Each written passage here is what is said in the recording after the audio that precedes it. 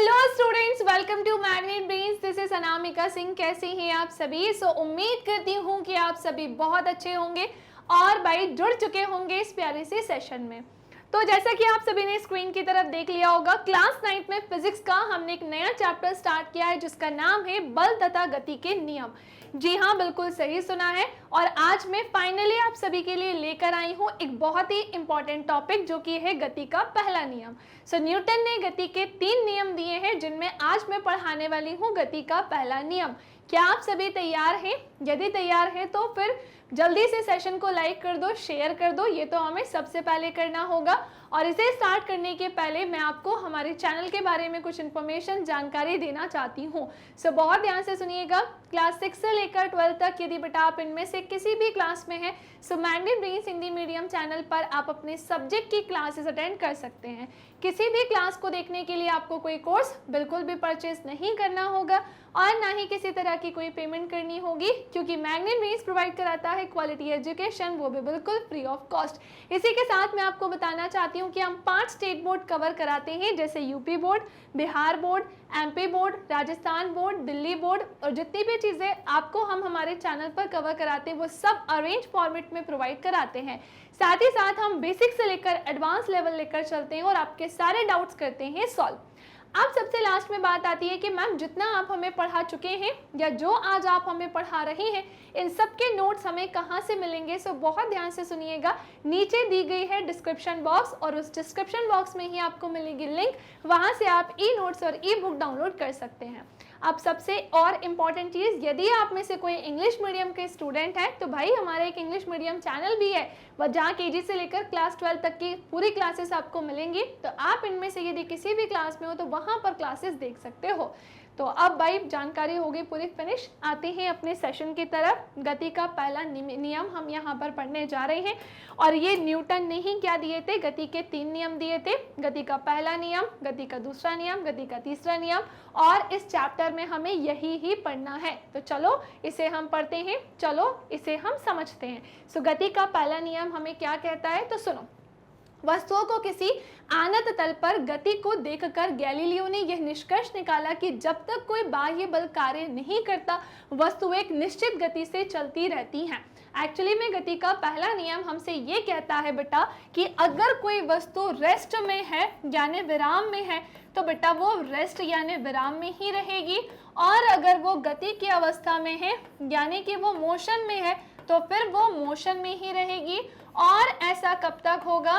तो ये तब होगा जब तक उस पर कोई बाह्य बल काम ना करे, या मैं कहूँ कि एक्सटर्नल फोर्स अप्लाई ना हो। क्या बोला है? कि एक्सटर्नल फोर्स अप्लाई ना हो। तो हमने क्या देखा? गति का पहला नियम हमें बताता है अगर ऑब्जेक्ट रेस्ट में है तो रेस्ट में रहेगा, मोशन में है तो मोशन में रहेगा, लेकिन कब तक? जब तक उस पर कोई बाह्य बल काम ना करे। ओके, चलो इसे हम जानते हैं। अभी बहुत कुछ समझते हैं, एनसीईआरटी के अकॉर्डिंग चलते हैं बिल्कुल सिस्टमैटिक तरीके से। वस्तु को किसी आनत तल पर गति को देखकर गैलीलियो ने ये एक निष्कर्ष निकाला कि जब तक कोई बाह्य बल काम नहीं करता है और वस्तुएं एक निश्चित गति से चलती हैं, तो वस्तुएं क्या करती है? एक निश्चित गति से चलती हैं। गैलीलियो ने हमें इसके बारे में बताया। क्या बताया? कि वस्तुओं के किसी आनत तल पर गति को देखकर गैलीलियो ने निष्कर्ष निकाला कि जब तक कोई बाह्य बल काम नहीं करता है, वस्तुएं एक निश्चित गति से ही चलती हैं। उन्होंने देखा कि कांच की गोली आनत तल पर लुढ़कती है तो उसका वेग बढ़ जाता है। बिल्कुल सही बोला है कि कांच की गोली अगर आनत तल पर क्या कर रही है, इस ढलान पर अगर क्या कर रही है, लुढ़क रही है, तो उसकी जो वेलोसिटी है जल्दी से क्या होती जाएगी? बढ़ती जाएगी जब ये नीचे की तरफ आ रही है, जैसा कि चित्र 8.5a में बताया है। दूसरी कहानी अगले अध्याय में आप पढ़ेंगे, नेक्स्ट क्लास में, नेक्स्ट चैप्टर में आपको पढ़ाया जाएगा कि गोली असंतुलित गुरुत्वीय बल के कारण नीचे गिरती है और नीचे पहुंचते पहुंचते एक निश्चित वेग प्राप्त कर लेती है। इसके बारे में तो हमें नेक्स्ट क्लास में पढ़ना होगा, नेक्स्ट चैप्टर में पढ़ना होगा, क्लास में नहीं, है ना। खैर, अभी हम जानते हैं ये कहानी समझ में आ गई। ओके, और आगे बढ़ते हैं और समझते हैं। चित्र 8.5b हमें क्या बताता है? इसमें दर्शानुसार जब ये कांच की गोली ऊपर की ओर चढ़ती है, क्या बोल रहे हैं? जब ये ऊपर की ओर चढ़ती है तो उसकी वेलोसिटी घटने लगती है, कम होने लगती है। फिर चित्र 8.5 सी हमें क्या बता रहा है, दोनों ओर से एक आदर्श घर्षण रहित आनत तल पर एक गोली कैसी है भैया, स्थिर है। तो गैलीलियो ने तर्क दिया कि जब गोली को बाईं ओर से छोड़ा जाता है तो ये ढाल नीचे की ओर लुढ़केगी और दाईं ओर के आनत तल पर उतनी ही ऊंचाई तक जाएगी जितनी ऊंचाई से उसे छोड़ा गया है। कोई कंफ्यूजन, कोई समस्या? ओके। यदि दोनों ओर के तलों के झुकाव कैसे हो बेटा, इक्वल यानी कि समान, तो गोली उतनी ही दूरी चढ़ेगी जितनी दूरी पर वह लुढ़की है। इसी के साथ अगर दाईं ओर के आनत तल के कोण को धीरे धीरे कम किया जाए तो गोली को मूल ऊंचाई प्राप्त करने के लिए ज्यादा दूरी तय करनी होगी, ज्यादा डिस्टेंस को कवर करना होगा। अगर इस तल को क्षैतिज कर दिया जाए अर्थात ढाल को शून्य कर दिया जाए, उसका जो ढाल है, जो स्लोप है, अगर हम उसे क्या कर दें, 0 कर दें, तो गोली मूल ऊंचाई प्राप्त करने के लिए क्षैतिज तल पर लगातार चलती ही रहेगी और ये गोली पर लगने वाला असंतुलित बल कैसा होगा, शून्य होगा। फिर यहाँ गोली पर लगने वाला जो असंतुलित बल है वो कैसा हो जाएगा, शून्य यानी कि 0 हो जाएगा बेटा। ओके, इस प्रकार ये ज्ञात होता है कि गोली की गति को बदलने के लिए एक असंतुलित बाह्य बल की आवश्यकता होती है, लेकिन गोली की गति को एक रूप बनाए रखने के लिए किसी नेट बल की आवश्यकता नहीं होती है। फिर से सुनेंगे इस कहानी को। इस प्रकार ये ज्ञात होता है कि भैया गोली की गति को बदलने के लिए एक संतुलित बाह्य बल की क्या होती है, आवश्यकता, लेकिन गोली की गति को एक रूप बनाए रखने के लिए इसमें नेट बल की अगर हम बात करें, यानी कि भैया नेट फोर्स की बात करें, तो इसकी आवश्यकता नहीं होती। वास्तविक अवस्था में शून्य असंतुलित बल, बाह्य बल जो है, बाह्य बल प्राप्त करना कठिन है। एक्चुअल अगर हम कंडीशन की बात करें, वास्तविक अवस्था में शून्य असंतुलित बाह्य बल प्राप्त करना क्या है, कठिन है। ऐसा गति की विपरीत दिशा में लगने वाले घर्षण बल के कारण होता है। किसके कारण होता है? ऐसा गति की विपरीत दिशा में यानी कि ऑपोजिट डायरेक्शन में लगने वाले फ्रिक्शनल फोर्स के कारण होता है। लास्ट क्लास में जब मैंने आपको इससे पहले वाला लेक्चर लिया था तो उसमें बताया था फ्रिक्शनल फोर्स क्या होता है, घर्षण बल क्या होता है, ये ऑपोजिट डायरेक्शन में लगता है, विपरीत दिशा में लगता है, हम सारी चीजें इसको लेकर पढ़ चुके हैं। इस प्रकार व्यवहार में गोली कुछ दूर चलने के बाद क्या होगी भैया, रुक जाएगी। क्लियर? तो हमने ये पूरी कहानी जान ली गोली की गति को लेकर, और फिर क्या होगा, गोली कुछ दूर चलने के बाद रुक जाएगी और घर्षण के प्रभाव को न्यूनतम करने के लिए चिकनी कांच की गोली जो है तथा चिकने समतल का प्रयोग एवं समतल की सतह पर चिकनाई युक्त पदार्थ यानी कि जो लुब्रिकेंट है इसका लेप किया जाता है। न्यूटन ने बल तथा गति के बारे में गैलीलियो के विचारों को आगे विकसित किया है। अब न्यूटन ने क्या किया, बल और गति के बारे में गैलीलियो के जो विचार हैं उसे आगे क्या कर दिया, विकसित कर दिया। उन्होंने 3 मौलिक नियमों को प्रस्तुत किया जो किसी वस्तु की गति को वर्णित करते हैं। ठीक है, इसी के साथ इन नियमों को न्यूटन के गति के नियमों के फिर नाम से जाना जाता है, जहां पर मैं आपको पढ़ाऊंगी गति का पहला नियम हमसे क्या कहता है। पर क्या आप सभी को ये पूरी कहानी समझ में आ गई है? क्या आप सभी को ये समझ में आ गया कि यहाँ पर क्या कहा जा रहा है? तो चलिए अब हम फटाफट से क्या बढ़ते हैं, आगे की तरफ चलते हैं। ओके, तो आगे ही इस सेक्शन पे गति का पहला नियम हमसे क्या बोलता है, तो वो वाली कहानी याद रखना कि अगर वस्तु रेस्ट में है तो रेस्ट में रहेगी बेटा, अगर मोशन में है तो मोशन में रहेगी, लेकिन कब तक, जब तक उस पर कोई एक्सटर्नल फोर्स अप्लाई ना हो यानी कि बाह्य बल काम ना करे। गति का प्रथम नियम इस प्रकार है, प्रत्येक वस्तु अपनी स्थिर अवस्था या सरल अवस्था में एक समान गति की अवस्था में बनी रहती है और जब तक कि उस पर कोई बाहरी बल कार्यरत ना हो। दूसरे शब्दों में सभी वस्तुएं अपनी गति की अवस्था में परिवर्तन का विरोध करती हैं। गुणात्मक रूप में किसी वस्तु के विराम अवस्था में रहने या समान वेग से गतिशील रहने की प्रवृत्ति को ही हम क्या बोलते हैं बेटा, जड़त्व बोलते हैं। ध्यान से सुनो, अगर आप गति का पहला नियम पढ़ो और भैया जड़त्व को ना पढ़ो तो ये तो संभव ही नहीं है, यानी कि बेटा ये तो बिल्कुल भी पॉसिबल नहीं है। जड़त्व की अगर हम बात करें तो ये हमारा क्या होता है, इनर्शिया इंग्लिश में इसे हम बोलते हैं। और ये जो जड़त्व है 3 तरह का होता है ना। एक होता है क्या, विराम का जड़त्व, एक होता है क्या, तो एक होता है गति का जड़त्व, और एक होता है क्या, तो एक होता है दिशा का जड़त्व। ये 3 प्रकार के होते हैं, ठीक है। और आगे पढ़ेंगे इसे हम, है ना, डोंट वरी, इसे जड़त्व को हमें गति के पहले नियम में ही पढ़ना होता है। सो यहाँ पर जितना पॉसिबल होगा वो मैं आपको पढ़ाऊंगी। बाकी एक और सेशन इसके बाद आएगा जहाँ पर हमें मेनली जड़त्व को ही समझना होगा। ओके, तो हमने देखा दूसरे शब्दों में सभी वस्तुएं अपनी गति के अवस्था परिवर्तन का क्या करती हैं, विरोध करती हैं। और गुणात्मक रूप में किसी वस्तु के विराम अवस्था में रहने या फिर समान वेग से गतिशील रहने की प्रवृत्ति को ही हम क्या कहते हैं, जड़त्व यानी इनर्शिया कहते हैं। यही कारण है कि गति के पहले नियम को क्या कहा जाता है, जड़त्व का नियम ये भी कहा जाता है। गति का पहला नियम और किस नाम से जाना जाता है, सो ये जड़त्व के नियम के नाम से भी जाना जाता है। ओके, नाउ नेक्स्ट आते हैं, किसी मोटर गाड़ी में यात्रा करते समय होने वाले अनुभवों की व्याख्या जड़त्व के नियम के द्वारा ही की जाती है। सीट के सापेक्ष हम तब तक विराम अवस्था में रहते हैं जब तक कि मोटर गाड़ी को रोकने के लिए ब्रेक ना लगाया जाए। ये बात तो बिल्कुल सही कही है। हम कब तब तक रेस्ट में होते हैं जब तक उस पर जो है ब्रेक नहीं लगाया जाए। ब्रेक लगाए जाने पर गाड़ी के साथ सीट भी किस में होती है, विराम अवस्था में आ जाती है। परंतु हमारी जो पूरी बॉडी है, जो शरीर है, वो जड़त्व के कारण गतिज अवस्था में बने रहने की प्रवृत्ति रखता है। अचानक ब्रेक लगाने पर सीट के आगे लगे पैनल से टकराकर हम घायल भी हो सकते हैं। यहाँ क्या समझाया जा रहा है, फॉर एग्जाम्पल मान लेते हैं कि ये क्या है बेटा, कोई एक बस है ना।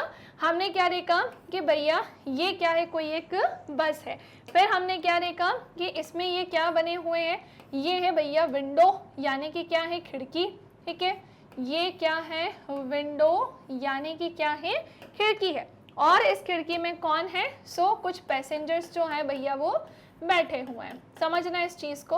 और यहाँ पर मैं क्या बना देती हूँ, बड़ा सा डोर बना देती हूँ, ठीक है। अब होता क्या है, तो पहले तो मुझे टायर भी बना लेने दो, है ना। 2 यहाँ और 2 उस साइड है। ये मत कहना कमेंट करके कि मैम 2 ही टायर क्यों है इसमें, 2 उस साइड है, वो आपको दिखाई नहीं देंगे। मैंने अभी आपको बताया ना कि जड़त्व जो है, पहली बात तो गति के पहले नियम को जड़त्व का नियम भी कहते हैं। जड़त्व कितने तरीके का होता है, 3 तरीके का होता है, विराम का जड़त्व, गति का जड़त्व और दिशा का जड़त्व, जिसमें मैंने आपको बताई तीनों चीजें। अभी हमने उसे एक एक करके नहीं जाना है, लेकिन गति के पहले नियम में मैं आपको ये एग्जाम्पल देकर समझाती हूँ। जैसे हमने देखा कि एक बस चल रही है, ठीक है ना। हमने देखा कि जब ये चल रही है तो क्या होता है, सीट के सापेक्ष हम तब तक विराम अवस्था में रहते हैं जब तक कि मोटर गाड़ी को रोकने के लिए ब्रेक ना लगाया जाए। मान लीजिए गाड़ी जो है वो चल रही है ना, और अब अचानक से इसे रोकने के लिए क्या लगा दिया, ब्रेक लगा दिया। जैसे ही ब्रेक लगाएंगे तो मुझे एक बात बताओ, नीचे का ये पूरा सेक्शन, ध्यान से सुनिएगा बेटा, ध्यान से पूरा समझिएगा। क्या समझेंगे आप सभी कि नीचे का जो बेटा ये पूरा सेक्शन है ना, ये किस में आ जाएगा, सो ये पूरा सेक्शन आ जाएगा रेस्ट में।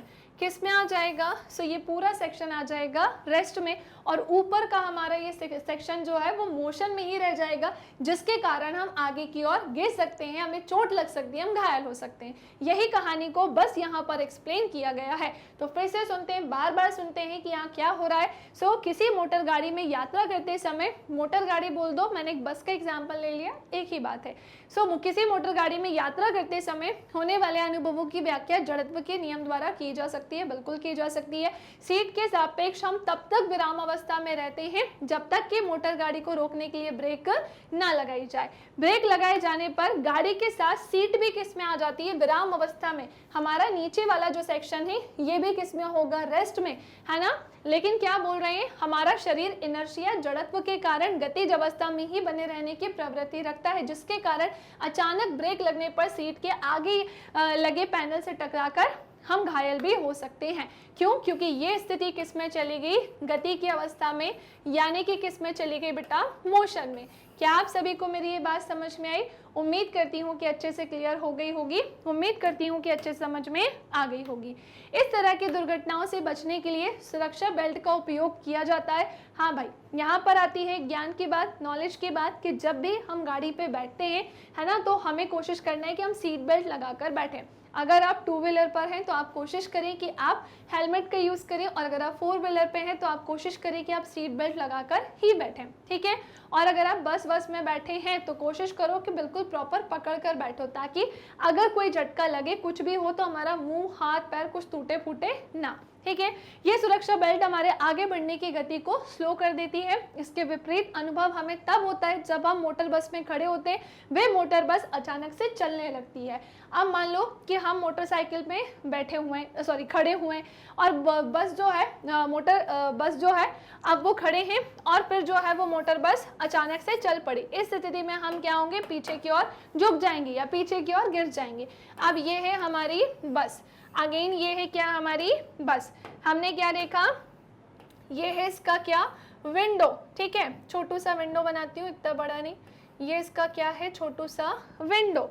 और इसमें मैं क्या बनाने जा रही हूँ, तो इसमें मैं बनाने जा रही हूँ एक गेट, ठीक है। और इसमें क्या होगा, तो इसमें होगी ये विंडो। फिर क्या होगा, तो सुनो, इसमें है ये एक व्यक्ति, क्या है, सो इसमें है ये एक व्यक्ति, मतलब कुछ पैसेंजर्स बैठे। अब क्या बोल रहे हैं कि भैया ये बस पहले क्या थी, केवल और केवल खड़ी हुई थी। रुको, पहले मैं इसको ऐसे कर दूं, है ना, इसमें थोड़ा सा चक्री वक्री भी तो लगा दें बेटा हम, इसमें हम थोड़ी सी क्या लगा दें, चक्री वक्री भी तो लगा दें। चलो चलो चलो, इसको ऐसे ऐसे ऐसे ऐसे ऐसे ऐसे और ऐसे। तो हमने क्या देखा कि भैया ये बस पहले तो खड़ी हुई थी, फिर अचानक से बेटा सडनली बस चलने लगी, और जब अचानक से बस चलने लगेगी तो इसका ये सेक्शन किस में हो जाएगा, मोशन में। लेकिन भैया हम तो रेस्ट में ही रह जाएंगे ना, जिसके कारण जो पैसेंजर होगा वो कहाँ गिर जाएगा, पीछे की तरफ झुक जाएगा या पीछे की तरफ गिर जाएगा। तो अचानक ब्रेक लगेगा तो मुंह के बल गिरेंगे, क्योंकि ऊपर का स्थिति मोशन में ही रह जाएगी, और अचानक गाड़ी स्टार्ट होगी तो ऊपर का सेक्शन क्या होगा, तो वो रेस्ट में ही रह जाएगा, नीचे का सेक्शन मोशन में चला जाएगा। उम्मीद करती हूँ कि ये कहानी आपको अच्छे से क्लियर हो गई होगी, समझ में हो गई होगी। ऐसा इसलिए होता है क्योंकि मोटर बस के अचानक गति में आ जाने से हमारा पैर जो मोटर बस के फर्श के संपर्क में रहता है वो गति में आ जाता है, परंतु शरीर का ऊपरी भाग जड़त्व के कारण इस गति का विरोध करता है। जब कोई मोटर कार तीव्र गति के साथ किसी तीक्ष्ण मोड़ पर मुड़ती है तो हम एक और झुकने लगते हैं। इसे हम क्या बोलेंगे, दिशा का जड़त्व भी कह सकते हैं। फॉर एग्जाम्पल, कार ऐसे चल रही है, मुड़ना इधर है, तो वो जितना तेजी से यहाँ मुड़ेगी हमारा टर्न उसके विपरीत दिशा में होगा। इसीलिए कह रहे हैं, यह दूसरा एग्जाम्पल है कि जब कोई मोटर कार तीव्र गति के साथ किसी तीक्ष्ण मोड़ पर जो है मुड़ती है तो हम एक और जो है झुकना शुरू कर देते हैं। इसे भी हम क्या बोलते हैं, जड़त्व के नियम से या दिशा का जड़त्व कहते हैं। सो गति का जड़त्व, विराम का जड़त्व, दिशा का जड़त्व भी यहाँ पर होता है फिनिश। ओके, नाउ सो हमारा शरीर अपनी एक सरल रेखीय गति को बनाए रखना चाहता है, जिसमें जब मोटर कार की दिशा को बदलने के लिए इंजन के द्वारा एक असंतुलित बल लगाया जाता है तो हम अपने शरीर के जड़त्व के कारण सीट पर एक ओर झुक जाते हैं। ऐसा बताए किस लिए होता है, दिशा के जड़त्व के कारण होता है। कि जब भी क्या होता है, मोटर कार की दिशा में बदलाव किया जाता है ना, इसके लिए इंजन के द्वारा फिर असंतुलित बल लगता है, जिसके कारण जो व्यक्ति होता है वो उसके विपरीत दिशा में झुकता है। एक वस्तु तब तक अपने विराम अवस्था में रहती है जब तक कि उस पर कोई असंतुलित बल नहीं लगा है, तब तक वो कैसी होती है, विराम अवस्था में रहती है। लेकिन कब तक, जब तक उस पर कोई असंतुलित बल नहीं लगा है। खैर, अब यहाँ तक ही इसकी कहानी थी, और यहाँ से मैं एक साइंटिस्ट के बारे में पढ़ाने जा रही हूँ जिसका नाम है गैलीलियो गैलीली। हालांकि आपके एनसीईआरटी में ये कुछ इस प्रकार से दिया था, तो पहले हमने ये पूरा सेक्शन पढ़ लिया है और अब हम एक साइंटिस्ट के बारे में पढ़ेंगे। बट मैं आपको एक चीज़ बताना चाहती हूँ, इससे रिलेटेड कुछ एक्टिविटी है जो हम लास्ट में करेंगे। पहले हम एक साइंटिस्ट के बारे में पढ़ लेते हैं।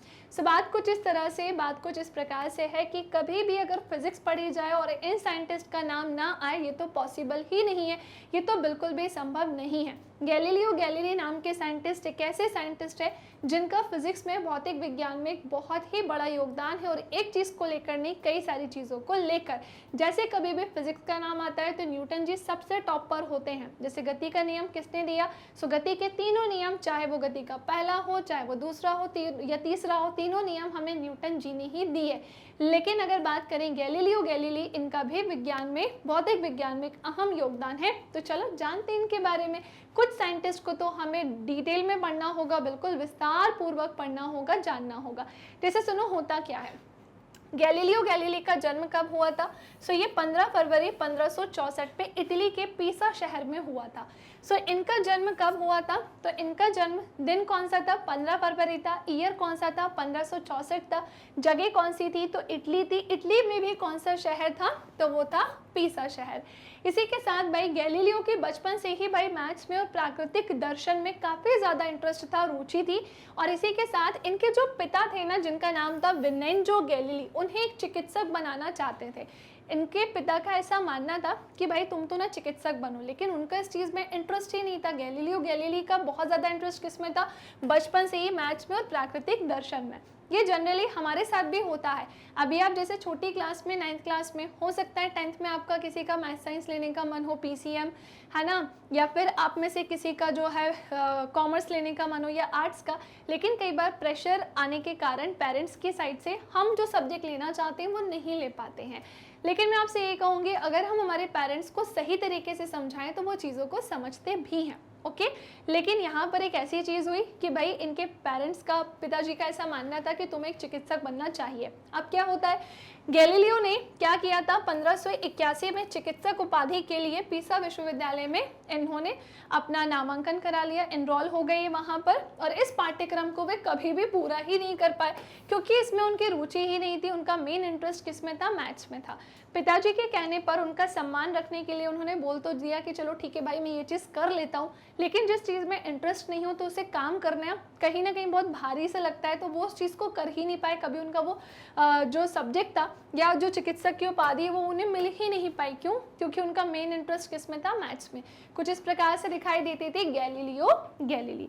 ओके नाउ अब ईयर क्या था? 1586 में उन्होंने अपनी प्रथम वैज्ञानिकी पुस्तक, जिसका नाम क्या था? द लिटिल वैलेंसा लिखी, जिसमें उन्होंने एक तुला द्वारा पदार्थों के आपेक्षिक घनत्व को प्राप्त करने के लिए आर्किमिडीज की विधि का वर्णन किया।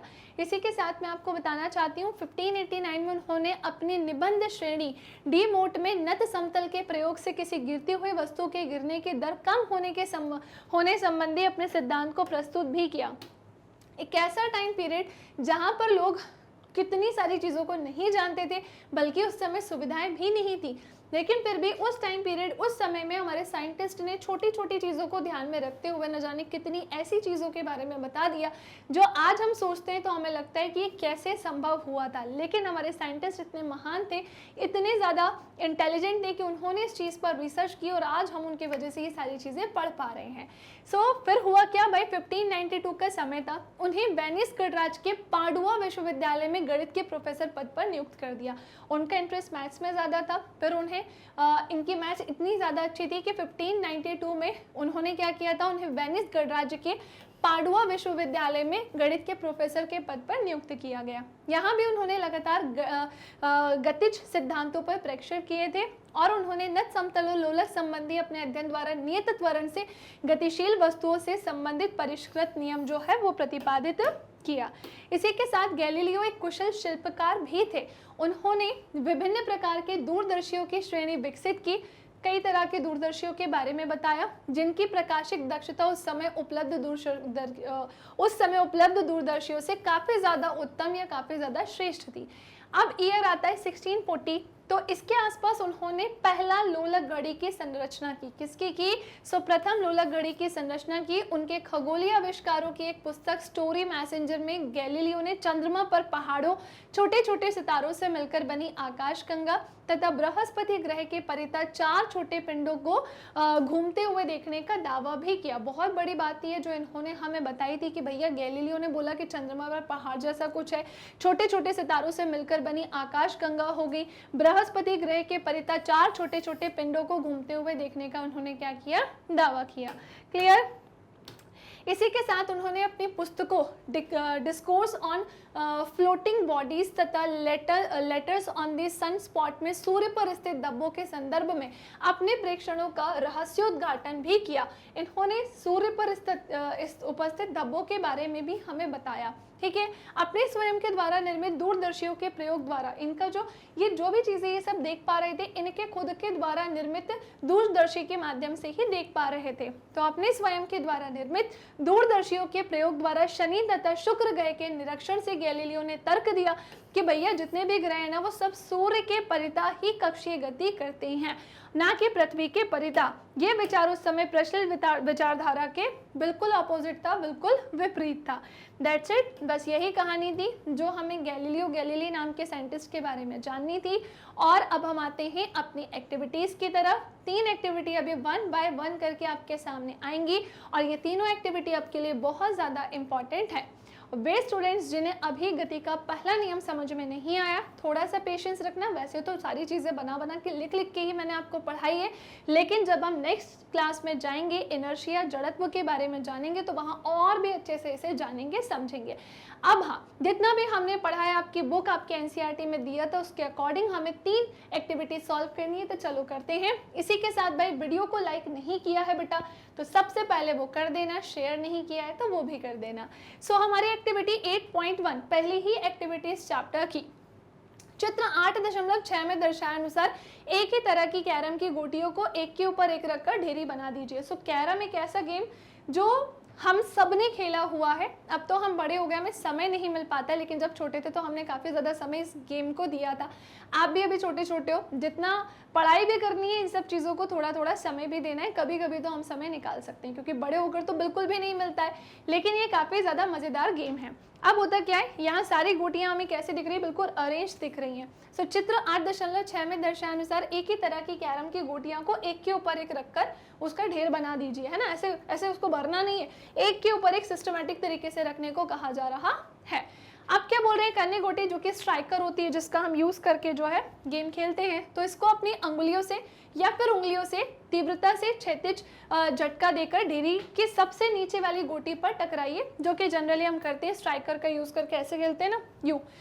यदि आप गोटी को पर्याप्त तीव्रता से टकराते हैं तो आप देखेंगे कि केवल नीचे वाली गोटी ही शीघ्रता से ढेर से बाहर आ जाती है। पर सुनो, नीचे वाली गोटी के बाहर आ जाने के बाद शेष गोटियां अपने जड़त्व के कारण लंबवत दिशा के नीचे की ओर गिर जाती है। इसमें मल्टीपल चीज़ें होती हैं। आपने जो स्ट्राइकर का यूज़ किया होगा वो डिपेंड करता है कैसे किया, उसको स्लो चलाया, थोड़ा स्लो चलाया, फास्ट चलाया, बहुत फास्ट चलाया, उसके ऊपर डिपेंड करता है। तो हमने ये बहुत सारी गोटियाँ यहाँ पर रखी थी ना, ये उसके ऊपर डिपेंड करेंगी आपके स्ट्राइकर चलाने पर। ठीक है। सो किसी तीव्र गति की कैरम की गोटी से टकराकर डेरी के सबसे नीचे वाली गोटी ही डेरी से बाहर आती है ना। और कई बार ऐसा होता है धड़ करके सारी गिरने लगती है और कई बार नहीं भी गिरती है। ओके, नाउ इसी से रिलेटेड नेक्स्ट आते हैं, मतलब इस चैप्टर से रिलेटेड एक और एक्टिविटी हम करते हैं, जो कि है हमारी एक्टिविटी 8.2। क्या कह रही है हमसे, भैया कांच के खाली ग्लास के ऊपर एक कड़े ताश का पत्ता रखें। ठीक है भाई, ये है हमारे सामने कांच की एक ग्लास, ओके, और इसके ऊपर क्या है, एक कड़ा ताश का पत्ता है और उसके ऊपर हमें क्या दिख रहा है, एक कॉइन। सो अब चित्र 8.7 में दर्शाई, ये हमारी 8.7 की चित्र है, इमेज है। इसमें दर्शाए अनुसार पत्ते के ऊपर 5 रुपए का एक सिक्का रखने को बोल रहे हैं। तो ठीक है भाई, इस कॉइन के ऊपर ये क्या है, सो ये है 5 रुपए का एक सिक्का। ठीक है, हमने क्या देखा, अब चित्र 8.7 पे दर्शाए अनुसार पत्ते के ऊपर 5 रुपए का एक सिक्का रखे, पत्ते को अंगुलियों से तीव्र क्षैतिज झटका दे। अगर हम इस कार्ड को जो है पत्ते को झटका देते हैं तो होगा क्या, आपको क्या लगता है, सिक्का भी फेंका जाएगा? नहीं, होगा ये कि जो सिक्का होगा ना वो वो रेस्ट में ही रह जाएगा और मोशन में कौन चला गया, वो कार्ड चला गया। ठीक है, तो आप पाएंगे कि पत्ता आगे की ओर खिसक जाता है, बिल्कुल, और हमने ये अचानक किया, इस चीज का ध्यान रखना। और सिक्का अपने जड़त्व के कारण नीचे की ओर ग्लास में गिर जाता है। ऐसा इसलिए होता है क्योंकि पत्ते के हटने के बाद भी सिक्का एक्चुअली में कॉइन जो है वो रेस्ट में ही रहना चाहता है, मोशन में नहीं रहना चाहता। दैट्स वाई वो जो है किस में गिर जाता है, ग्लास में गिर जाता है। ठीक है, सो अंगुली से ताश के पत्ते को झटका देने पर पत्ते के ऊपर रखा सिक्का नीचे की ओर ग्लास में गिर जाता है। कैसे गिरता है ये हमने जान लिया है। नाउ लास्ट एक्टिविटी की तरफ आते हैं और फिर हमारा ये वाला जो पार्ट है वो कंप्लीट हो जाएगा, है ना। हालांकि गति का पहला नियम पूरा नहीं हुआ है अभी, वो तो जब हम अपनी नेक्स्ट क्लास में पहुंचेंगे, नेक्स्ट वीडियो में पहुंचेंगे, वहां हम इसके बारे में जानेंगे। लेकिन जितना आपके इस एनसीईआरटी वाले पार्ट में था वो मैंने आपको बताया। तो भाई पानी से भरा एक ग्लास हमें किसी ट्रे पर रखना है, तो हमने ग्लास लिया, उसको पानी से भर दिया और एक ट्रे पर उसको हमने रखा है। ट्रे को हाथ से पकड़कर जितना तेजी से हो सके उसे घुमा दीजिए। ट्रे को हाथ से पकड़िए और जितना तेजी से उसे घुमा सकते हो उतना तेजी से घुमाइए। हम देखते हैं कि ग्लास जो है वो लुढ़क जाता है और पानी जो है वो थोड़ा सा छलक जाता है। पर ऐसा क्यों होता है, क्या आप समझ सकते हैं? क्या आप समझे कि प्लेट में कप को रखने के लिए खांचा क्यों बना हुआ है और बना होता है? अचानक झटका लगने की दिशा में प्लेट का खांचा कप को गिरने से रोकता है। बिल्कुल सही कही है ये चीज़। तो मैं उम्मीद करती हूँ कि आपको ये बात अच्छे से क्लियर हो गई होगी। कप बोल सकते हैं या हम ग्लास भी बोल सकते हैं, इस चीज़ का ध्यान रखना, है ना। प्लेट में कप के या फिर हम ग्लास बोल सकते हैं, ध्यान रखना, ठीक है ना। तो ग्लास के को रखने के लिए खांचे क्यों बना होता है? अचानक झटका लगने की दिशा में प्लेट का जो खांचा है वो कप को गिरने से रोकने का काम करता है, ग्लास को गिरने से रोकने का काम करता है। सो उम्मीद है कि आपको ये वाला सेक्शन जो है अच्छे समझ में आ गया होगा। इस क्वेश्चन का आंसर आपको देना है। उम्मीद करूंगी कि इसका आंसर आप दे सकेंगे कि ऐसा क्यों होता है। बाकी पूरा 99.99% मैंने चीज़ें आपको बता दी हैं। नाउ अब हम जो है आज का सेशन जो है वो यहीं पर फिनिश करते हैं, है ना। और आज की क्लास हम यहीं पर ओवर करते हैं। उम्मीद करती हूँ कि ये वीडियो आपको पसंद आया होगा। कमेंट सेक्शन में मुझे ज़रूर बताइएगा कि कैसी लगी आपको आज की ये क्लास। सारे डाउट सॉल्व हो गए, क्लियर हो गए? गति के पहले नियम में जड़त्व वाले पार्ट को अगली कक्षा में ज़रूर जानेंगे। और इसी के साथ साथ वीडियो को लाइक कर देना, शेयर कर देना। इसे सब्सक्राइब नहीं किया है तो भाई सब्सक्राइब कर देना। YT पर आप हमारे सेशंस, हमारी क्लासेस देख सकते हैं। एप्लीकेशन के थ्रू भी आप हमसे जुड़ सकते हैं और भाई वेबसाइट के थ्रू जुड़कर भी आप हमारी जो क्लासेस हैं वो अटेंड कर सकते हैं। इसी के साथ Facebook, Instagram, Twitter, Telegram, WhatsApp, ये मैग्नेट ब्रेन्स के कुछ अदर प्लेटफॉर्म्स है जहां आप हमसे जुड़ सकते हैं। साथ ही साथ ई नोट्स और ई बुक की लिंक आपको कहाँ मिलेगी? नीचे डिस्क्रिप्शन बॉक्स में। और ये हैं हमारे हिंदी इंग्लिश मीडियम के कुछ टॉप कोर्सेज, जिसमें CBSE board, Delhi board, Bihar board, UP board, MP board, Rajasthan board, वैदिक मैथ्स क्रैश कोर्स और स्पोकन इंग्लिश, ये सारी चीज़ें हम करवाते हैं कवर। सो आज के लिए इतना ही। प्यारे प्यारे से कमेंट्स करना नहीं भूलिएगा और तब तक के लिए नेक्स्ट क्लास में मिलेंगे अब हम। तब तक के लिए bye bye, take care, thank you class.